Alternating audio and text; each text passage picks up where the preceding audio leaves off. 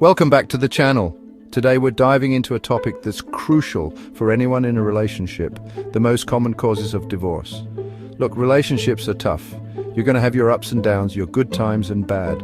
But when those bad times start to outweigh the good, you find yourself in a real tough spot. We're going to get real honest about why couples call it quits. We're going to talk about the elephants in the room, the things people dance around, the issues that are hard to face, but you got to face them if you want to fix them. Let's get started.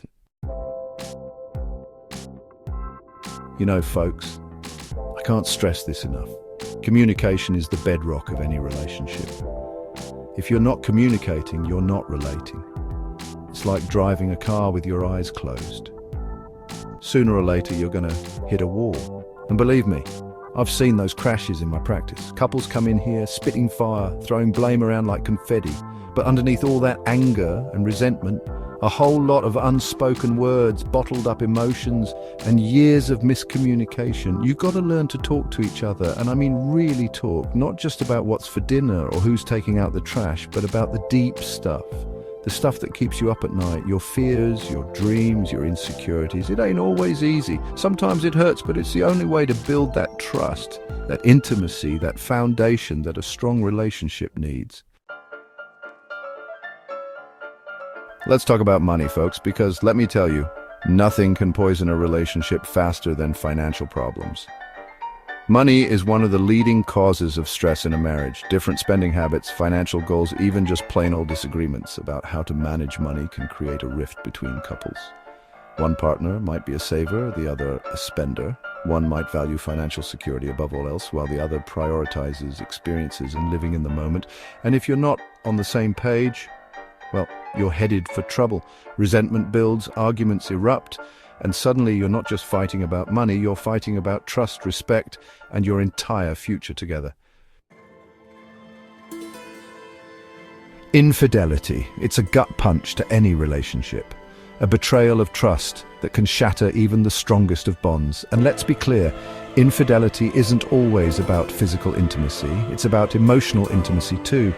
When you confide in someone else, share your deepest secrets, your fears, your dreams, with someone who isn't your partner, you're crossing a line.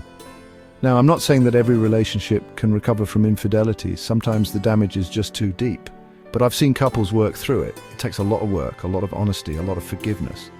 But if both partners are willing to fight for the relationship, to rebuild that trust brick by brick, it can be done. Intimacy, it's the glue that holds a relationship together. And I'm not just talking about sex here, folks. I'm talking about emotional intimacy, physical intimacy, intellectual intimacy. It's about feeling connected to your partner, feeling seen, heard, and understood.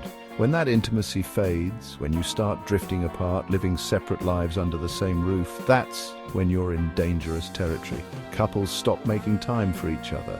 They stop dating, stop having fun, stop sharing their inner world, and slowly but surely that spark, that connection, starts to fade. We all come into relationships with baggage, folks, past experiences, expectations, and sometimes those expectations are straight out of fantasy land. We expect our partners to read our minds, to fulfill our every need, to be everything we've ever dreamed of. But here's the thing, your partner is human. They're not perfect. And expecting them to be is a recipe for disappointment and resentment.